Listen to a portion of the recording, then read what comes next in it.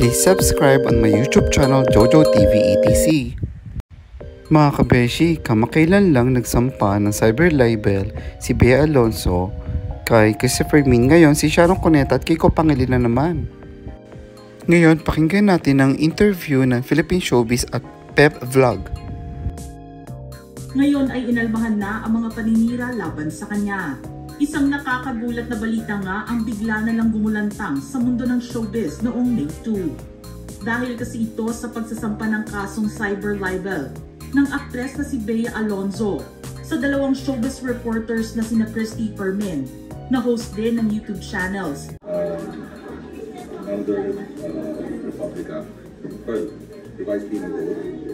So, and then the cybercrime law. Dahil nasa malicious and imputation of defamation of our persons. Sabi nga natin na yes, we are public figures, but we also have rights. Because ang daming nagsasabi na ito, public figure kayo, dapat tiisin nyo yung pagsisinungaling at paninira. That's not the case. In fact, we also have private rights.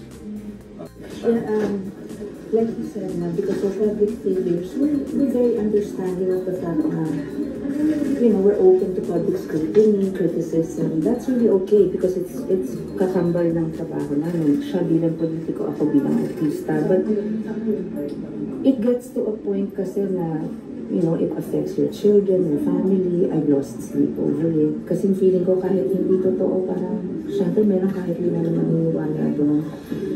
Parang, I have brought suits against siguro 2 people in the past, over 46 years of my career, no? So, hindi ako mahilig sa ganito, kung pwede lang naman.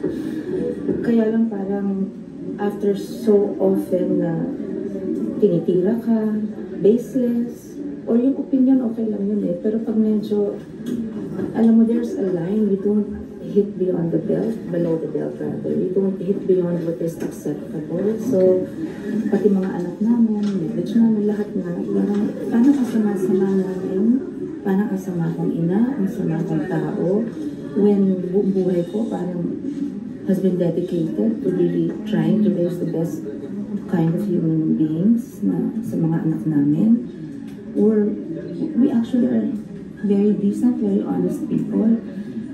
Parang kunyari, pag sinabi mo si Kiko corrupt, tapos parang tuloy-tuloy maraming make up, sabihin nun.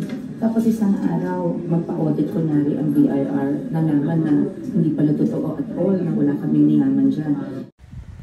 Mga kabeshi, ano po masasabi ninyo? Please comment down below.